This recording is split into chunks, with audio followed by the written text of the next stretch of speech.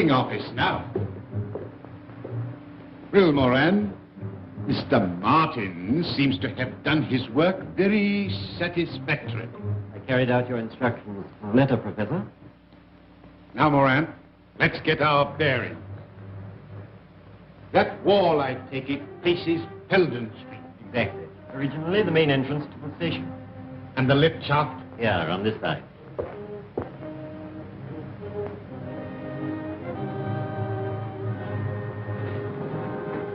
Lift at the bottom. 80 feet below. Quite a drop. Eh, Moran? The power was cut off, of course, when they closed the station. I think we are secure from any interference here, Moran. It's quite a fortress. A fortress that I fancy even Mr. Sherlock Holmes will find it difficult to storm. Dr. Watson. Oh, well, American fellow, you caught cold? No, it's this infernal atmosphere. Oh, I suppose it is pretty thick. Thick? My dear Holmes, it's intolerable. You could cut it with a knife. What if I open the window? You walked here, I perceive. Yes. And on the left-hand side of the street. Yes, that's right. But how in the world did you know? My dear fellow, it's simplicity itself. You've got a little reddish soil adhering to your shoe. They're pulling up the flagstones in front of the Wigmore Street post office, and as the pavement is covered with that reddish soil, it's difficult to avoid treading in it. The post office is on the left-hand side of the street. Oh, of course, when you put it like that, it does sound simple. No, it's elementary, my dear Watson. Elementary. By the way, Holmes, I hope you've decided to take that holiday I prescribed for you. Well, up to 9 o'clock this morning, I was distinctly averse to the idea. But I received a letter from an old friend of ours which inclines me to change my mind. I'm delighted to hear it. Who's it from? My dear fellow, I'll read it you.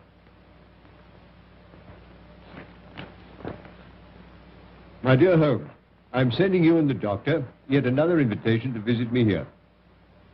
Believe it or not, it's 20 years since you disposed of the hound of the Baskervilles for me. Bless my soul, can you believe that, Watson? Seems impossible to me. Amazing. My daughter Diana is anxious to make your acquaintance. Yes, but she's engaged, Watson. Yes, to young Trevor, a neighbor of theirs. Oh. I know you hate the country just as I hate London. But stretch a point and come down for a week or two with Watson. Yours ever, Henry Baskerville.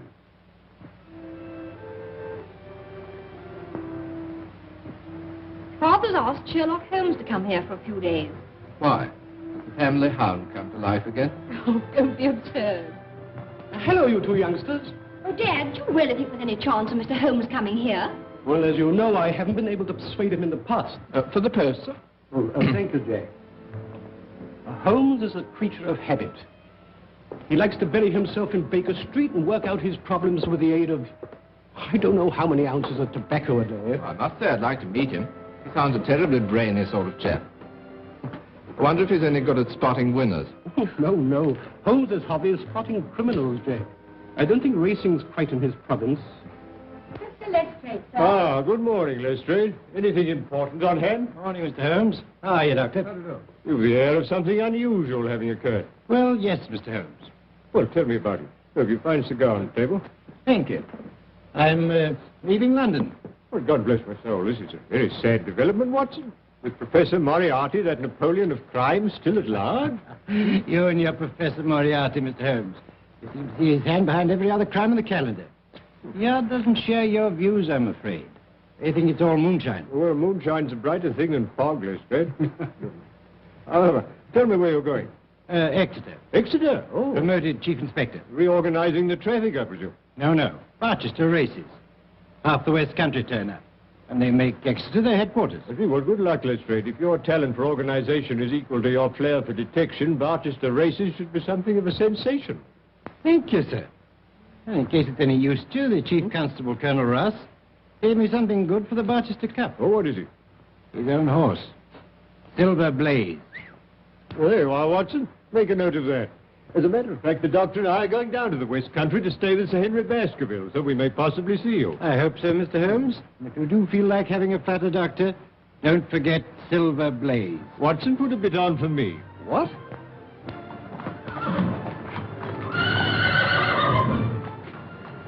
Looks fit enough, Colonel. Best horse I ever owned. Hey, Straker? You're right, sir. It'll take a good one to beat him. You fancy Lord Manston's horse, don't you? Desborough, yes, I have got a bid on him. We'll see how they stand at the betting tomorrow. There's a call over today at the Victoria Club. We'll probably hear all about it tonight. Oh, before I go, could I have a word with you alone, Colonel? Certainly. What is it? Well, I want to ask you a favor. I hope you won't mind. Could you lend me... Well, I really want £500. Monkey. That's pretty cool, isn't I'm it? in a devil of a hole, or I wouldn't ask for it. Yeah, but why come to me? Why not Sir Henry Baskerville? Well, it's to do with racing debts, and Sir Henry's terribly down on racing. Well, have you tried your bank? You've got security. Mortgaged up to the hilt. Oh, well, what about one of those financial firms? No, that's no good. I've been dealing with old Bingham. He won't spring another fiver. What, Albert Bingham, the moneylender? No, I'm sorry. There's nothing doing. Oh, well, thanks all the same.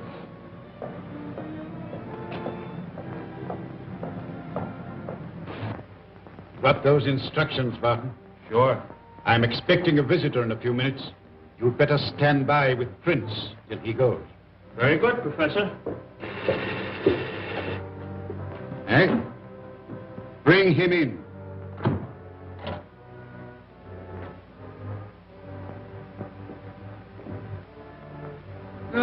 Sit down, Mr. Stanford. I understand you wish to consult me. Yes, that's right. What is your business? Look here, Professor. I'm a commission agent in a big way. I'm fully aware who and what you are. Well, in that case, I'll come to the point. I've laid bets amounting to over £150,000 against Silver Blaze for the Barchester Cup, when his price was 100 to 6 against. You follow that? Perfectly. His trial yesterday proves he's a smasher, a world beater. At the call over at the Victoria Club tonight, he finished up a firm favourite at 7 to 2 against. I can't lay off anything to speak of, so to cut a long story short, if Silver Blaze wins the cup, I go out of business. I see. And you wish me to arrange that Silver Blaze does not come under starter's orders. Is that it? Exactly. I must confess that this is a somewhat unusual experience, even for me. I've had some little association with the turf, merely as a form of recreation. And I have found in general that bookmakers are an honorable body of men. See here, Professor, I haven't come here... Sit down. I presume you are aware that what you're asking is out of my usual line of business. I thought you were prepared to take on anything for a consideration. Quite. It depends on the size of the consideration. Well, I've told you what I stand to lose. What's your price? £10,000. Pretty steep, isn't it? It is not my custom to argue about these matters, Mr. Stanford. Take it or leave it. Very well. Then that settles it. Now, Mr. Stanford, a few details. I'm going home now, Straker. I shall be there if you want me. Take every precaution. That's all right, sir. Hunter here sleeps in his box every night. His bed's pushed across the door and he bolts himself in from the inside. No one could even attempt to enter without waking him. Good. I can trust you, Straker. Tell me, Jack, what is the matter? There's nothing the matter, dear, really. Oh, yes, there is. I noticed it the moment you arrived. You're worried about something, aren't you? Really, darling, it's nothing. Here's the car.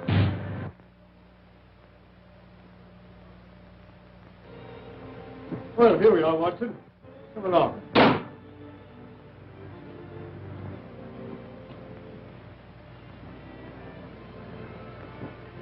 My dear Holmes, delighted to see you. Well, we're delighted to come. And you too, Doctor. Oh, it's very kind of you. Head, looking at you both, I can't believe it's 20 years. Oh, you flatter us. Come along. I want you to meet my daughter. Oh, thank you.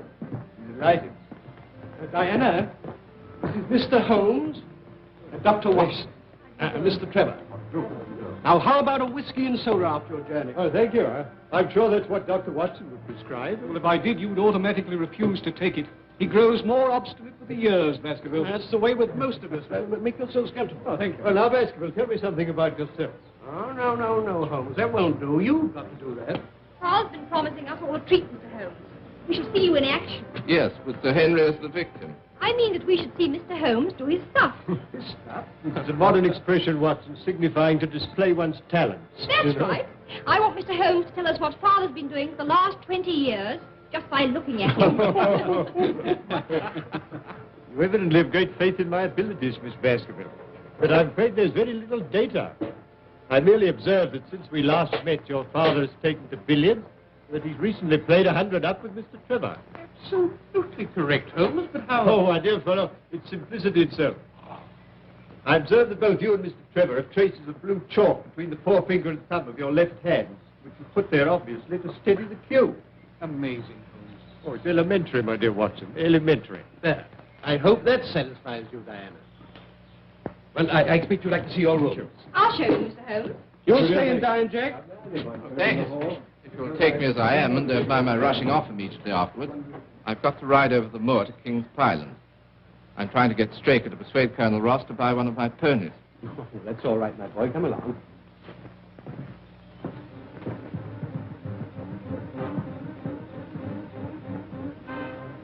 This is the place we arranged he should meet us. What's the time? It's just 8 o'clock. Here it is. You understand? Don't fail.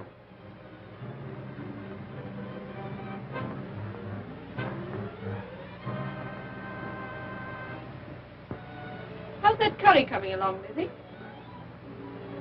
Just about ready, Mrs. Straker. Put some aside for Hunter when you've dished up. And take it across to him in Silver Blaze's box. Very good, ma'am.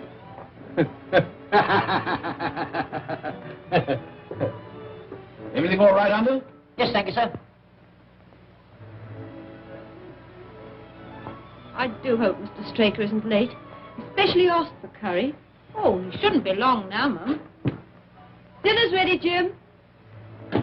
All right, I'll just go and have a watch. Lizzie, don't forget Hunter's supper. Oh, no, ma'am, I'm keeping it up for him. All right, then you can bring ours in now. Very good, ma'am.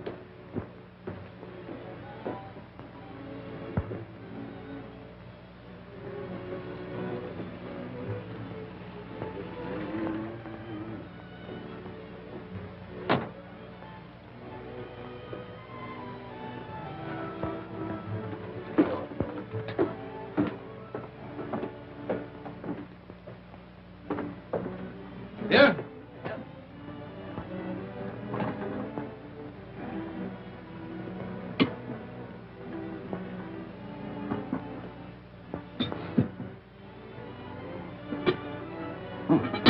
Smells good. All right? Yes, you only just came in time. Well, I've had a lot to attend to. Is the Colonel coming over again before the race? He didn't say so. He seemed quite satisfied when he arranged the time. Who are you sending in the horse box with Silver Blaze? I shall send Hunter, of course. And Simpson will probably follow along with him. What's the betting on Silver Blaze now? 7-2, I think it was, the last call over. Here's your supper, Ted. Thanks. Night, Ted. Bye-bye, Liz.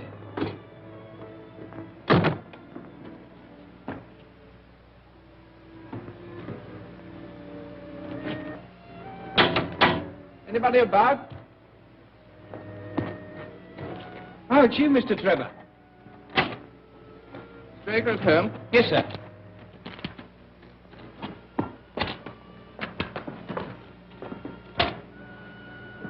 Look after the mare for me, will you, sir? Very good, sir.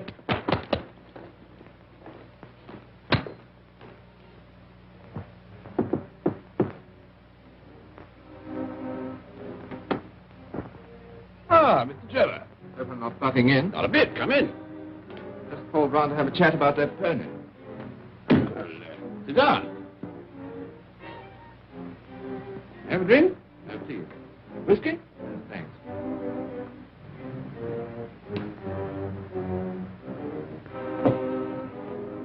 Whose horse is that, Simpson? Mr. Trevor's, Ma'am. Haven't you seen him? He wanted a gardener. Oh. I suppose he came while I was in the kitchen. Well, that's really all I came about. I want the Colonel to have the first refusal. I might tell him the price I've quoted and let me know what he says. Very good, Mr. Trevor. Oh, well, never mind.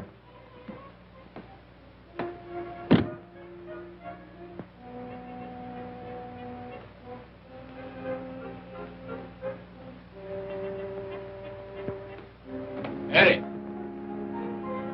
Mary. Where have you been? Oh, just returned round the yard. You have a look at Silver Blaze? No, I just went for a breath of air. By the way, Silver Blaze doing another trial tomorrow? Yes. It'll be the last before the race. Oh, well, I'm for an early night. Doesn't seem to be much to stay up for.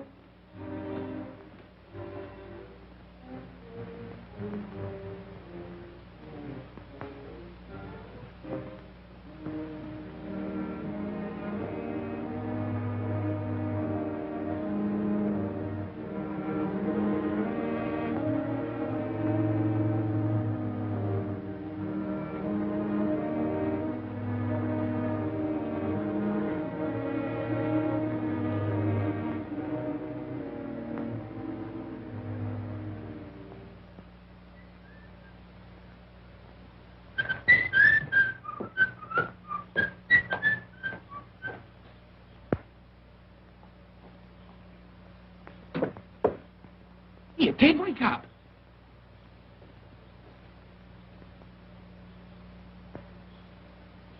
What's that?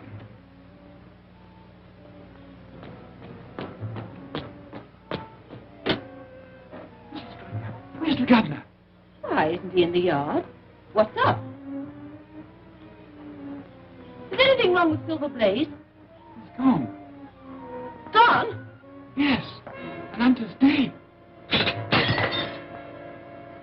Dave. You must have a look round this morning, Holmes. Oh, thank you. I'd like to. There are a few improvements since you were here last. Yes.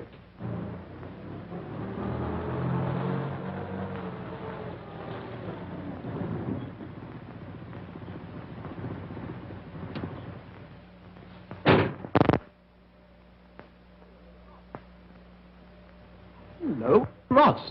Who's there with him? Well, unless I'm much mistaken, that's my old friend Lestrade. Recently a member of the London police force, now transferred to Exeter. Hello, Ross. Morning, Baskervilles. This is an early visit. Well, Lestrade, I didn't expect to see you so soon. You are Mr. Sherlock Holmes, I presume. Yes, and this is Dr. Watson. Now, how do you do? I felt I could find Mr. Trevor here. Why, yes, here is Mr. Trevor. Ah, I want a word with you, Mr. Trevor. Say, Ross, what's happened? There's the devil to pay, Baskervilles. Last night, Silver Blaze was stolen. Hunter, my head lad, poisoned, and Straker has vanished. What's it got to do with Jack? That's what I'm here to find out. Well, perhaps we'd better go indoors. Come along, Ross. Now, Mr. Trevor, I'm in charge of this case, and I want to ask you a few questions. At the same time, I must warn you that anything you say may be used in evidence. You were at King's Pyland last night. I rode over from here after dinner, yes. Why were you over at King's Pyland, Mr. Trevor? See Straker about the sale of a polo pony. That all? Yes. Why? You didn't make that an excuse to try and get information from the stable boys about Silver Blaze, for instance. What the devil do you mean? Not interested in Silver Blaze, perhaps. I'm interested in the race, certainly. So are thousands of other people. Now, Mr. Trevor... just one moment, Lestrade, if you would allow me. Mr. Trevor, you say you discussed the sale of a polo pony with Mr. Straker. Was anyone else present? No. But not even Mrs. Straker? No. Quite. Now, Mr. Trevor, you said just now that you weren't particularly interested in Silver Blaze. You hadn't by any chance to have your betting book on you? I think so. Why? Do you mind if I see it? It's my duty to tell you that I can't demand to see it, not now, that is, but... Yes, it is.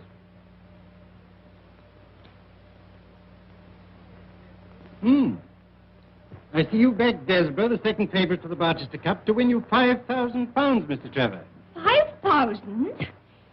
But, Jack, you told me you only had a few pounds on it. I'm sorry, dear. I had my own reasons. Before you go any further, Lestrade, may I ask if it's your intention to apply for a warrant against Mr. Trevor? Not at the moment, Mr. Holmes. It's my duty to warn him. I'm in your hands, Inspector. I won't run away. As a justice of the peace, I will be answerable for Mr. Trevor. You better stay here, Jack, while the investigation's going on. Well, thank you, Sir Henry. Very well. Now, Mr. Holmes, I may as well be frank with you. There are things in this case which completely baffle me. Really? You surprise me. I was saying to Colonel Ross that I'd be glad of your cooperation. Well, the case certainly has some points of interest. But what does Colonel Ross say? I wish to leave no stone unturned to avenge Straker and recover my horse. Very well, Lestrade, I am at your service. Thank you, Mr. Holmes. I'll be getting along. I'll see you later at King's Palace. Really, Holmes, I must protest. You're down here to recuperate, you know. Undoubtedly, my dear doctor, but only last night you suggested a tonic. Well, here is one ready-made. Yes, please, Mr. Holmes, for my sake and Jack's. Well, Watson, that settles it. Dr. Salter, Mr. Sherlock Holmes, Dr. Watson. This is Silver Blaze's box.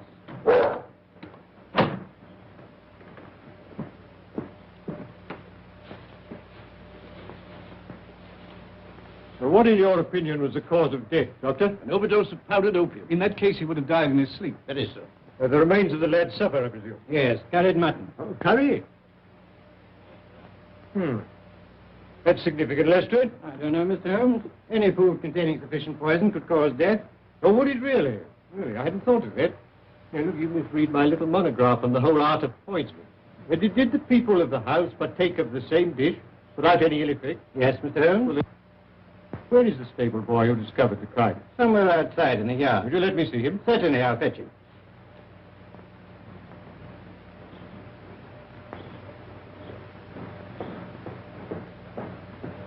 Your name, Simpson? Yes, sir. The opium has a distinct taste, does it not, Doctor? Yes, not unpleasant, but quite distinct. Oh, quite. I thought so.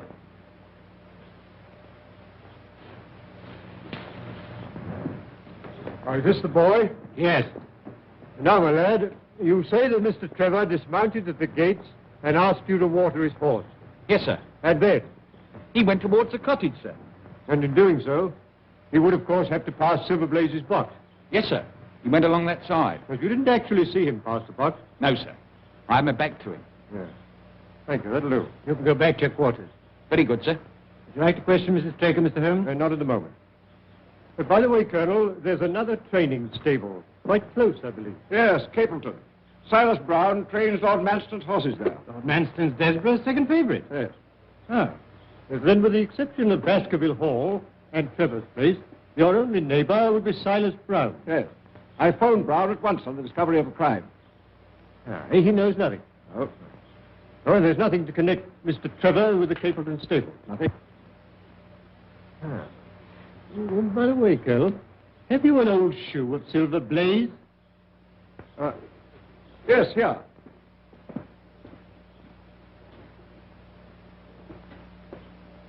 Look at this one. Oh, yes, thank you. Thank you. I'll put it in my pocket for luck. And have you a photograph of the horse? I think so. Is this too? Perfectly. Thank you. Do you mind? Not at all. Now, Watson, let us transfer our activities to the moor.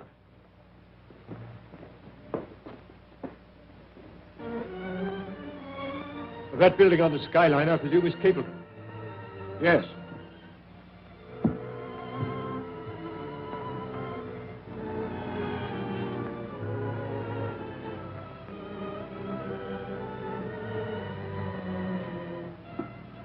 But there's an imprint of a hoof here. Slight but quite distinct.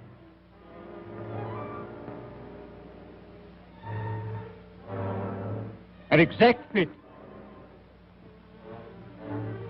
And here are footmarks. What's that? Watson. It's Straker. Obviously, he followed the thief, caught him up here. There was a struggle. He paid with his life. And here's the torch he used to trace the horse.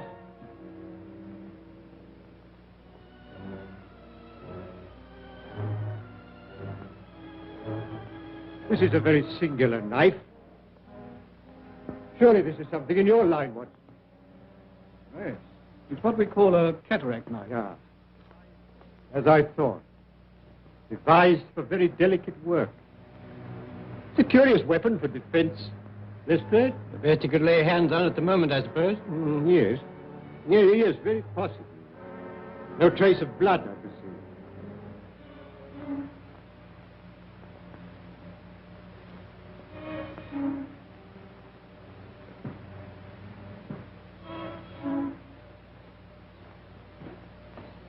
Why, that's Straker's coat. This is curious, Lestrade. What, Mr. Holmes? Looks as though the murderer let him take his coat off before the struggle. Couldn't he have taken it off afterwards? Well, that's one explanation. Though it's difficult to see with what motive. However, take it, Lestrade, and make a careful inventory of everything you find in the pocket. Very good, Mr. Holmes. And now I suggest that you and the Colonel return to King's Pyland and arrange for the removal there of the body. And then perhaps you'd be good enough to meet us with a car by that bridge in, say, an hour's time. Dr. Watson and I are going to take a little walk over the moor. Very good, Mr. Holmes. In an hour's time. Now, Watson, let us leave the question of who killed Straker for the moment and confine ourselves to finding out what has become of the horse. Oh, how are you going to set about it? Well, a horse will always herd with its kind. Silverblaze, if left to himself, would either have returned to King's Pyland or gone to Capleton. If my assumption is correct, that is our direction. Hoof prints again. Let's carry on a little further. Look, Watson. Look here. Here's a man's footprints beside the horse's. A man wearing square-toed boots. The horse was alone before. Precisely. It was alone before.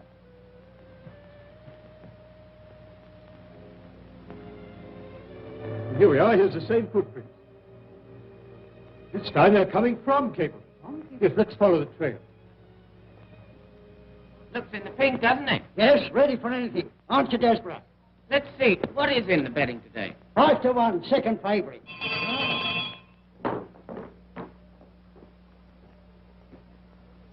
Journey's in, Watson. We don't want any loiterers here. I only want to ask a question. Am I too early to see Mr. Silas Brown? Well, I don't know, sir. He was up rather late last What night. is Olsen? No gossiping. Get on with your job. Very good, sir. And what the devil do you want here? 5 minutes talk with you, my good sir. I've no time for talking. And we don't want no strangers here. This is a matter of vital importance.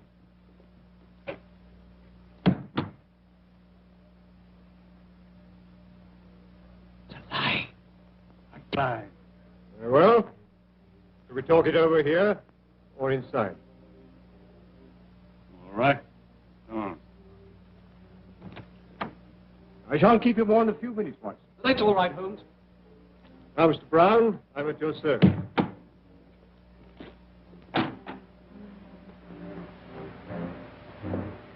Well, I'm glad you realize that there's no use trying to bluff me.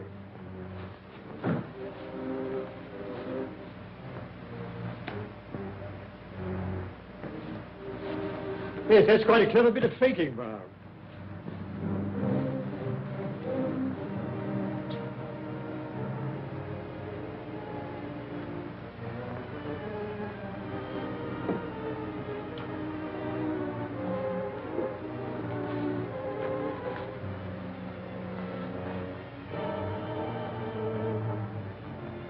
But don't give me away.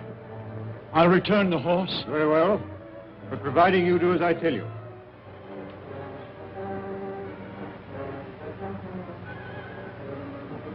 Now, Brown, no tricks.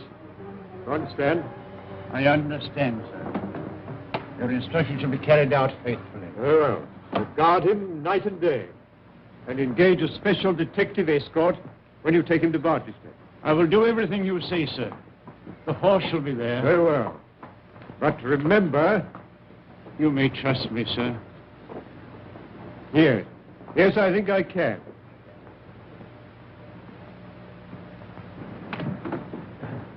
I'm sorry to keep you, Watson. Oh, that's all right. Well, a more perfect compound of the bully and coward than Silas Brown, I've seldom met with. The horse is there, then? Yes.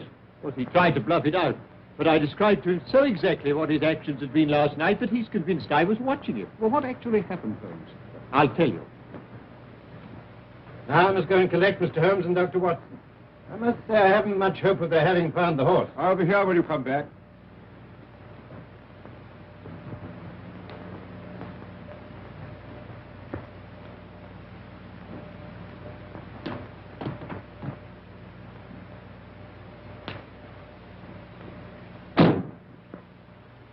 Surely Brown was running a tremendous risk. Oh, my dear Watson, Silas is an old horse faker.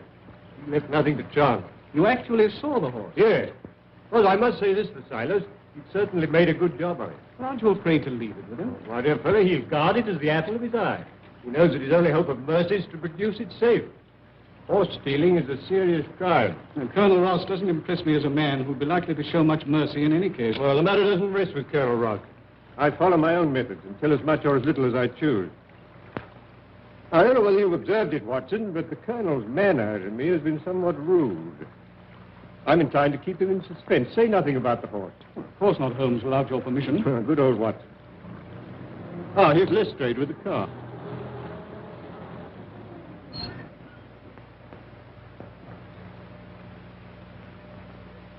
Well, Mr. Holmes, seen anything? Yes, we've seen some very interesting things, Lestrade. Boots. Boots? Yes, square-toed boots. Where now, Mr. Holmes? Baker's Cottage, please. I hope Mr. Holmes won't be long. I want to phone the story through in time for the 6 o'clock edition. Ah, Mr. Holmes, I represent the Western Mail. I understand you're taking up this case. No, certainly not. I'm just Holmes the busybody, retained by the police to supply their deficiencies. Oh, Inspector, there are several points upon which I should like to ask your advice. I must consider whether I don't owe it to the public to scratch the horse immediately. Certainly not. I should let the name stand. My business with Mr. Holmes now is private, if you don't mind. Right you are. I've got something to go on with anyhow. Good day, everybody. I'm very glad to have had your opinion, sir. Well, Doctor, have you made your examination? Yes. Straker was killed by a savage blow from some blunt, heavy instrument delivered with enormous force. Lestrade, let me see his coat. You have it there. Yes, here it is. Thank you. I presume you made the inventory I asked for. Don't ask me, Mr. Holmes.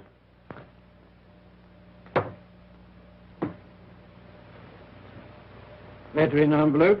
London postmark. Pipe. Briarwood pipe, Lestrade. Pouch. Pouch of sealskin. Matches. Yeah, foreign. Telegram.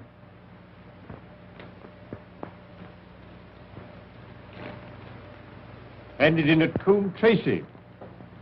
Let's see what the letter says first. Bingham & Co. Financier. 92A Bond Street, London, W1. J. Straker, Esquire, King's Pyland Stables, Devon. Dear Sir, please receive this as official notification that your commitments to us, secured by 6 promissory notes, were today purchased by Mr. Leslie Martin of 15 Lamb Street West, to whom you are now accountable. Yours faithfully, Bingham & Co. Our friend Straker seems to have been somewhat financially embarrassed. Now for the telegram. For Cup Final, send instructions. We'll meet you as we agreed. Martin. I think Mrs. Straker might be able to help us here. She's in her room. I'll fetch her. Thank you, Doctor. I don't think she'll be much assistance, Mr. Holmes. Apparently, she and Straker went to bed about the usual time. When she woke up in the morning, she found it gone. Still, I'd like a word or two with her, Lestrade, regarding her husband's habits. No one like a wife, I'll tell you that. Watson? Yes, quite. You remember I have these, Lestrade. Pray don't think it a liberty. Not at all. You're welcome. I see nothing in them. I see no more than you. But I've trained myself to notice what I see.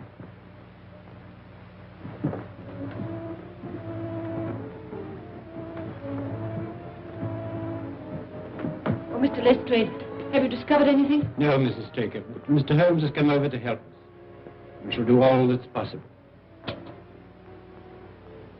I won't detain you a moment, Mrs. Straker. I realize what you're going through. I just want to ask you this. Are you by any chance a light sleeper? Yes, Mr. Holmes. As it happens, I am. I noticed a dog in the yard. Does he sleep out there at night? Yes, always. He's a very good watchdog. You didn't by any chance hear him barking during the night? No, I didn't. No.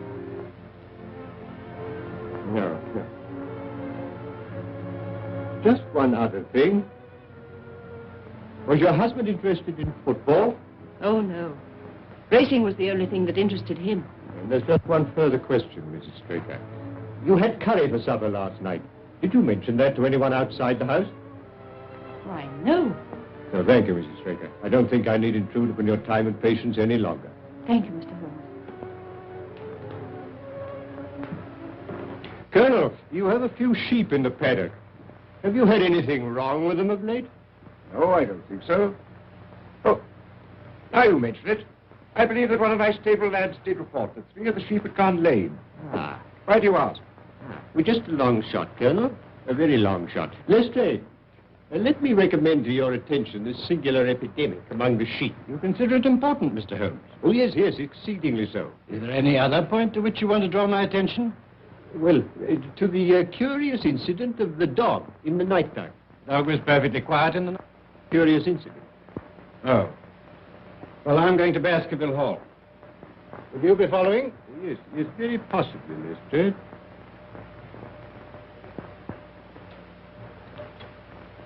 Hello. Hello. Hello. Could you please give me Coombe Tracy Post Office? Yes. Yes, I'll hold on. Coombe Tracy is a small village, is it not? Yes, just a hamlet. And then the postmaster would likely to remember any strangers who came into his shop. I should think so. Hello. Hello, is that the postmaster, Coombe Tracy? Look, I'm speaking for Mr. Straker of King's Pyland. He received a telegram yesterday signed Martin, dispatched from your office. If he cannot recall anybody of that name, could you kindly describe the sender to me? Yes.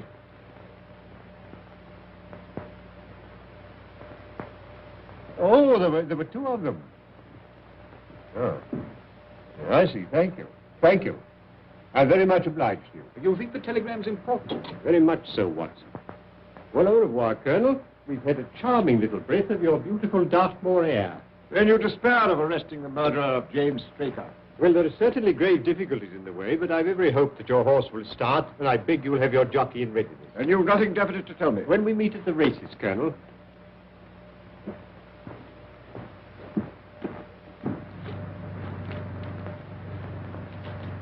What do you make of it all, Holmes? It's innocent looking enough at first sight, Watson. But the fact that Straker was not interested in football persuaded me that this is not to be taken at its face value. You observed, of course, that the name of Martin appeared in both the letter and the telegram. Yes, it struck me as curious. Yes, highly significant, Watson. This telegram is peculiarly interesting.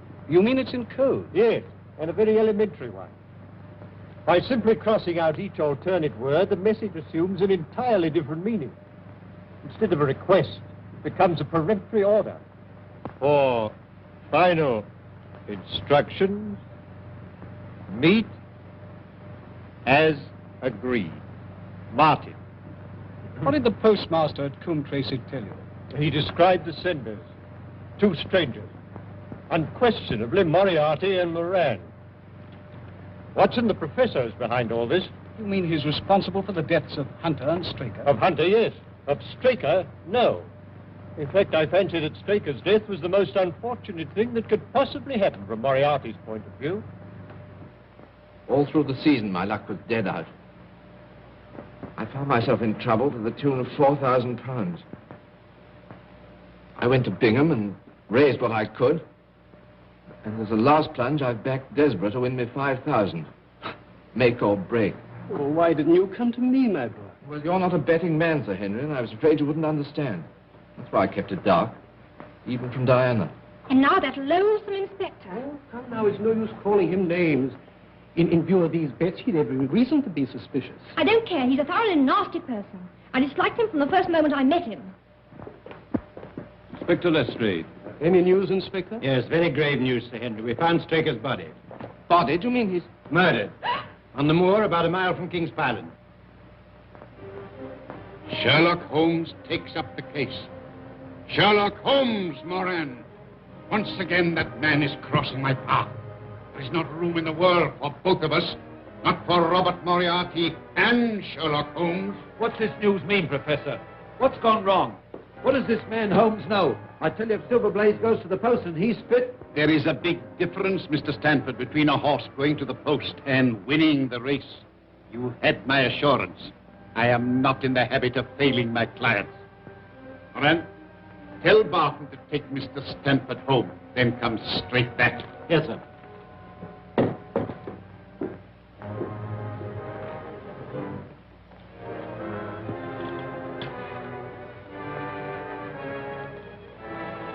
Prince, it is now 4 o'clock. Have the car ready in 15 minutes. Very good, Professor. Are we out for a long run? Yes. We've got to be back in Devon well before midnight. And Prince, We'll need the gun. Okay.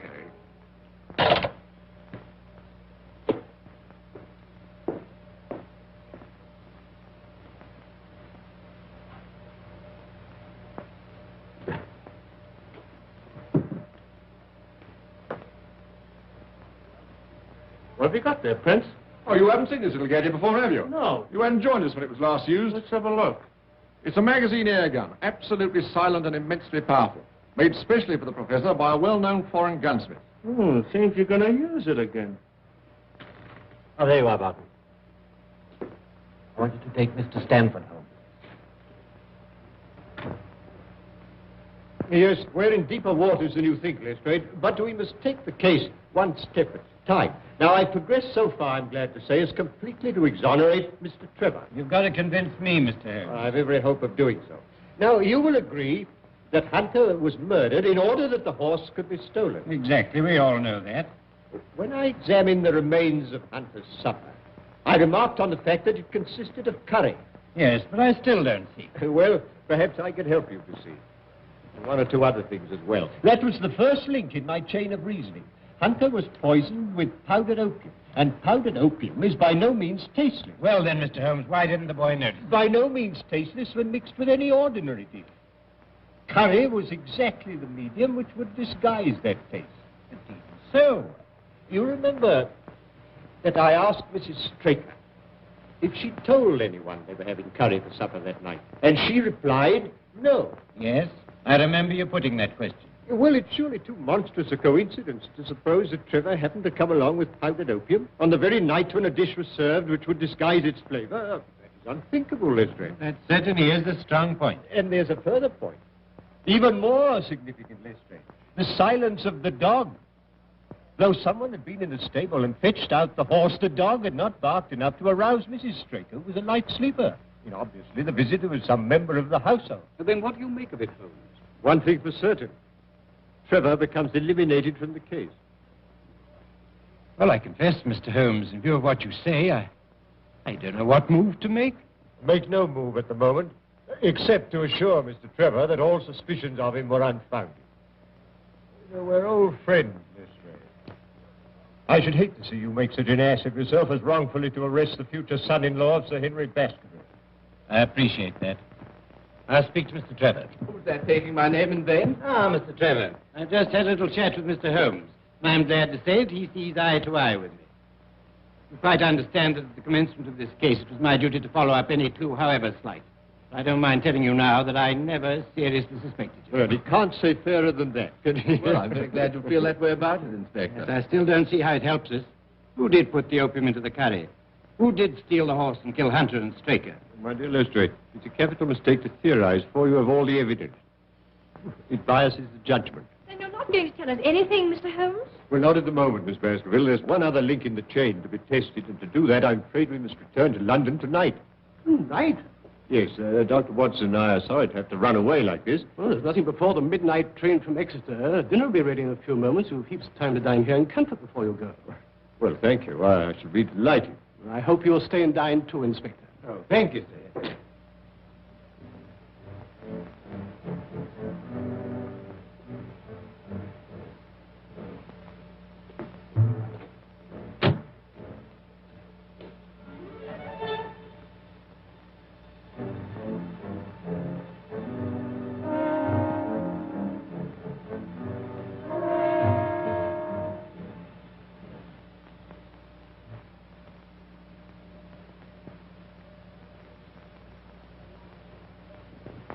That's quite a museum piece, Sir Henry.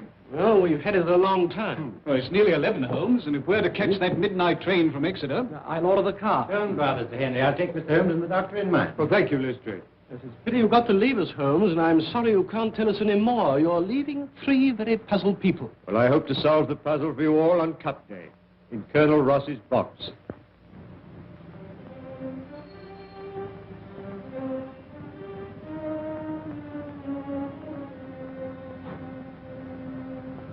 What's happening? I think he's going, Murray.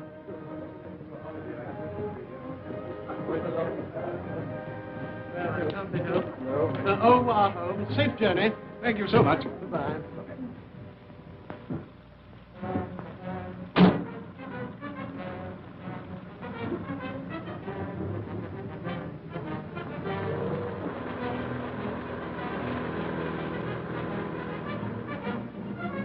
to the car.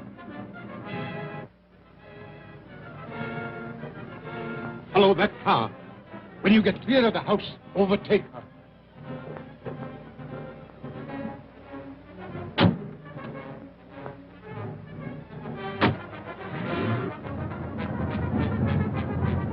I've the strongest reasons for thinking that Professor Moriarty's the brains behind this crime. You know, he seems quite an obsession with you. But you still don't believe in the professor? Frankly, Mr. Holmes, I do not. Another few yards, Moran, then let them have it. Hello. There's a car following us. Quick, down for your life.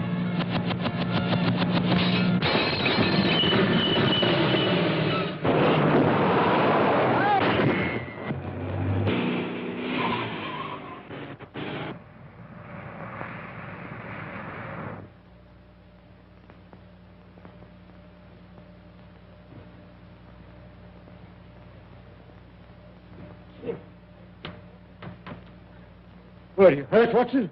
Oh, only a few bruises, but where's the driver? Here I am, sir. I'm all right. Sure? No bones broken? My word, this is a lucky escape. Look, where's Lestrade?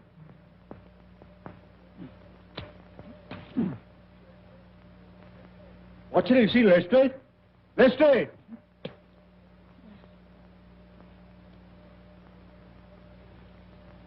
Ah, there you are, Lestrade.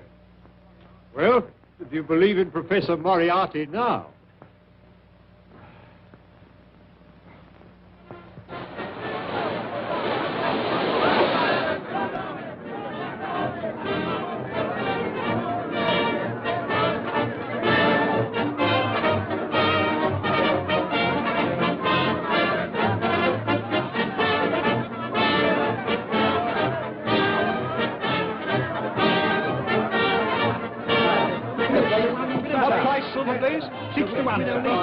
£60 to 10. Silver blades, £60 to 10. Number 5 hits 9. Silver blades 5 to 1.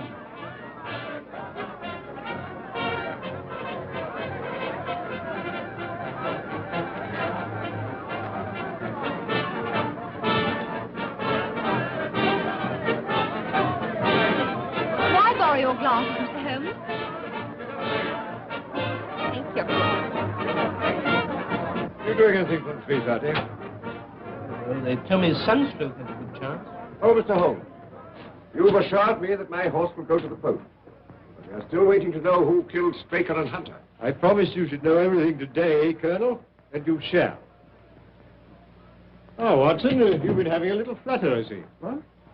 Well, if you want to conceal it, I suggest you find a deeper pocket for your betting ticket. It's all very well, Mr. Holmes, but we're waiting. Yes. Well, Colonel, in the first place, it will come as a shock to you to learn that Straker was a scoundrel, utterly unworthy of your confidence. Are you serious, Mr. Holmes? Yes. Acting under the orders of a master criminal who bought up his debts and so had it in his power to ruin him, he poisoned Hunter and then took Silver Blaze out on the moor in the dead of night. I can hardly believe it. Straker? But to what purpose? It was his intention to use that singular knife, you remember I found in his hand, to nick one of the tendons of the horse. With your wide experience of the turf, Colonel, you know it's possible to do that subcutaneously and leave no trace. The result would be a slight lameness, which would put down a rheumatism or a strain in exercise. You say it was his intention. You mean he didn't succeed? No. I examined the knife. There was no trace of blood. But why didn't he do all this in the stable? Why take him out on the moor? Well, for the best of reasons. When so spirited a creature felt the nick of the knife, he would certainly have roused the soundest of sleepers. But how did you arrive at all this, Mr. Holmes? I found several clues, the chief of which was the knife. You remember my asking you if you found anything wrong with your sheep? Yes, I remember. When you told me that some of them had suffered from lameness, that confirmed my theory. That Straker, before tackling the delicate operation on the horse, had been practicing on the sheep. Good heavens. But who interrupted the plot? Who killed James Straker? I'll waive that question for a few minutes, Colonel. Hello, the numbers are going up. What number is Silver Blaze? 9. 9. Oh.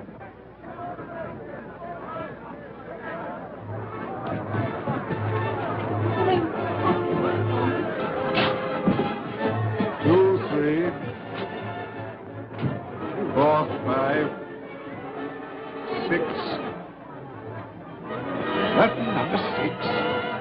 Why, my jockey's riding another horse. Silverblaze doesn't run. Look, Holmes. Silverblaze doesn't run. There's been a mistake. The 6 should have been a 9. Mr. Holmes, I relied on you implicitly. Yes, well, you may still do so, Colonel.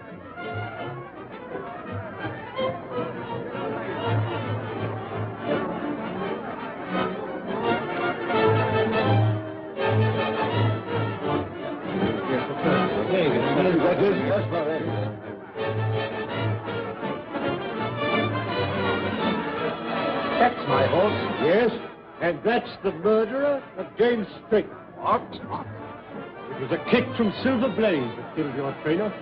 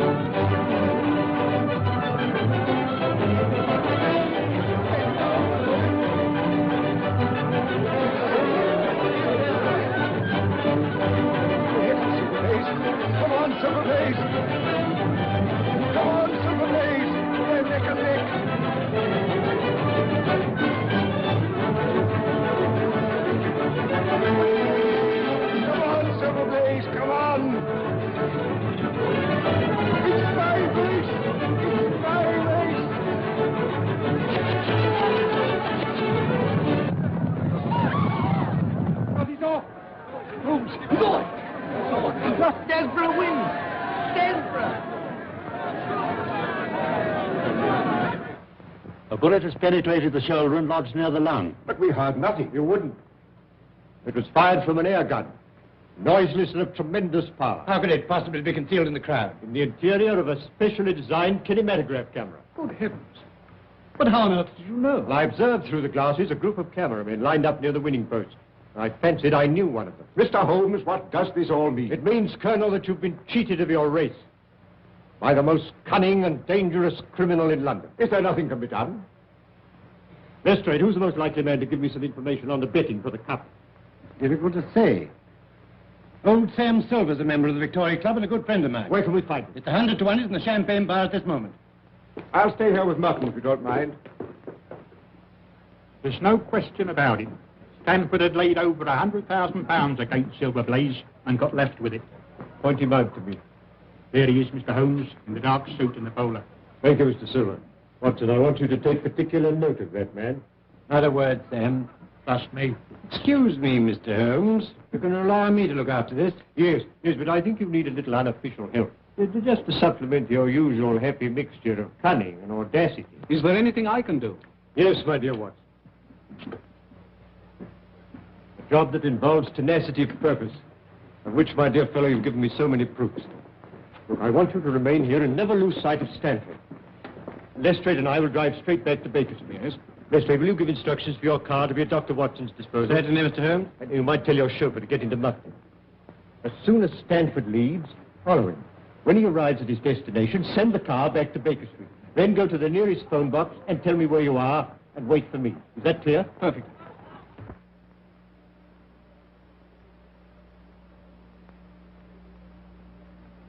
Yes, come in. Mr. Holmes, it's nearly midnight. You really must eat something. Can't I tempt you to a night's bit of haddock? My dear Mrs. Hudson, you've always been a temptation to me, but haddock at this moment is not. How about a nice sheep's head? No, thank you, Mrs. Hudson. I suggest you go to bed, Mrs. Hudson. Oh, very well, sir.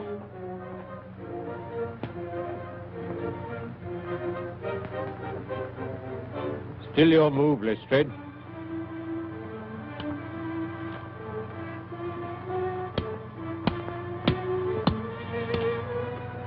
mind's not on the game, Mr. Holmes. I wonder what has happened to Dr. Watson. Well, now, let's see. It was 5 o'clock when we left the course, and it's now... Well, now it's nearly midnight. We ought to hear something soon. But tell me, Mr. Holmes, why did you leave Dr. Watson to do the trailing? Why not yourself? Because, my dear Lestrade, when you set out to draw a badger that's gone to earth, you send a ferret down after him, while the man with the gun remains outside. Professor Moriarty is the badger, Dr. Watson is the ferret, and I, my dear Lestrade, am the man with the gun. I see. And Stanford? Well, Stanford, if he's a wise man, will go straight to Moriarty with whatever price he's paying.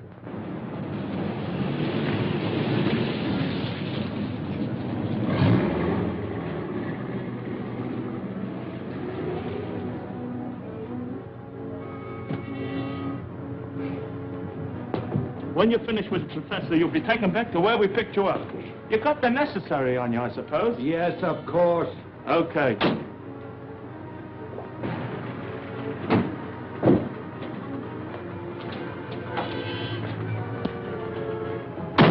I want you to go straight to Mr. Holmes' rooms in Baker Street.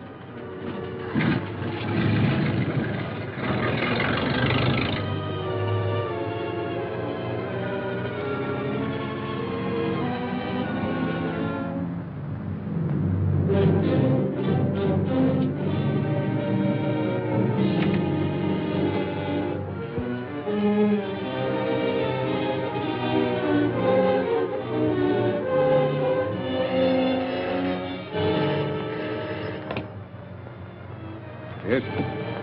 Is that you, Holmes? Watson speaking from Sladen News.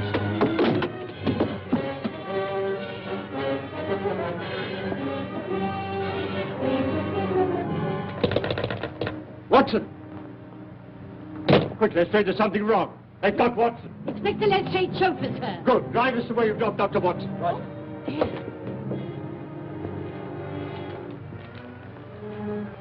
Quite correct, Mr. Stanford.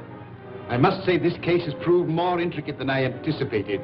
It should have been worth a trifle more. However, perhaps next time. You may go. Barton? Here.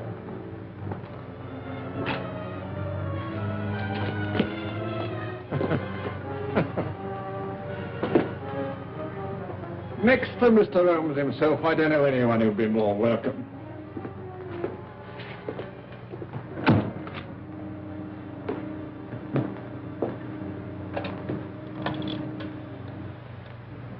Hello. Professor? Who do you think I got here, of all people? No. Dr. Watson. Eh? Watson, did you say? Dr. Watson? What are you doing here? Moran. Yes. Yes. Caught him prowling around the yard. Shall I bring him in? No, not just yet, Prince. I leave him alone with his thoughts for a while. Nothing like a little suspense. I imagine that 3 weeks' wait for the hangman is infinitely worse than the final interview. Eh, Moran?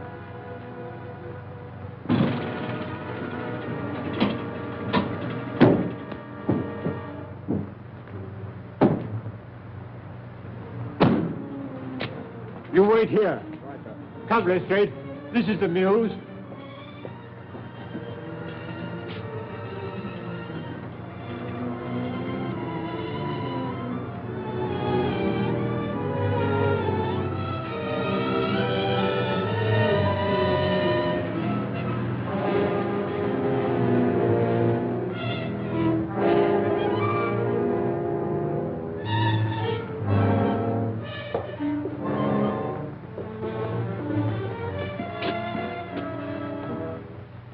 Looks pretty solid, Lestrade. So what building is this? This must be the back of the old Felden Street Tube Station.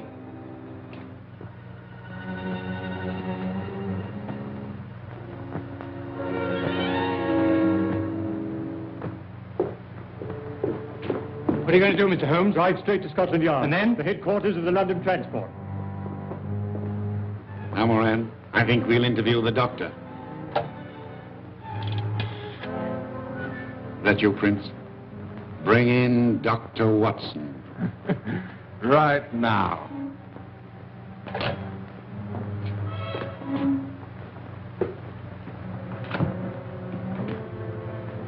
Now then, Doctor.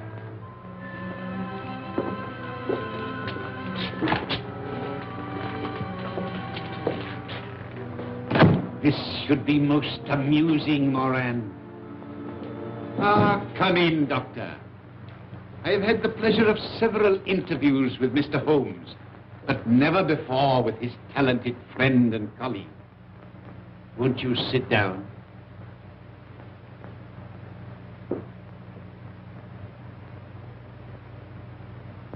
May I ask what you are doing in this neighborhood? I'd good reason to think it was your neighborhood, Professor. Really? As a matter of curiosity, may I ask you how you got here? By following Mr. Holmes' instructions. Ah, I see. Then I'm afraid it's going to prove rather unfortunate for you, Doctor. I have not taken these somewhat elaborate precautions to conceal my whereabouts in order to have you report on the subject to Mr. Holmes. You mean I'm going to have some difficulty in leaving? Oh, no, my dear Doctor. Oh, dear, no. There will be no difficulty about that. But you will leave by the way I shall indicate. I will explain to you, Doctor.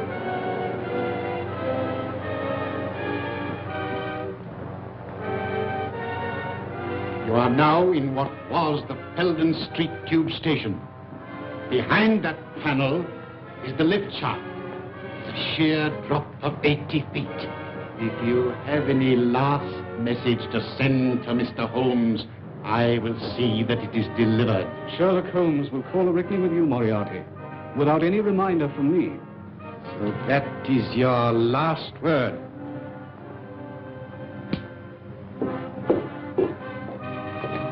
Very good. I will now remove the panel and wish you a swift journey.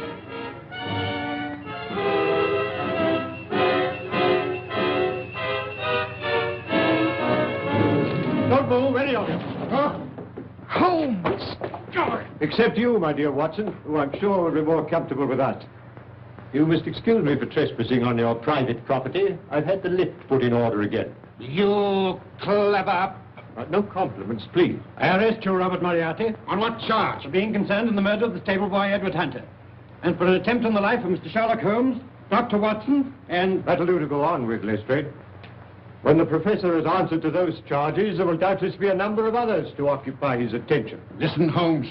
There's no prison can hold me. No, I almost wish that were true, Professor. Life will be very dull without your activities. Watson, might I trouble you for a match? I think our quiet rest in the country has been a great success. Holmes, blast you. Well, it's the most amazing case we've ever solved, Holmes. Elementary, my dear Watson. Elementary.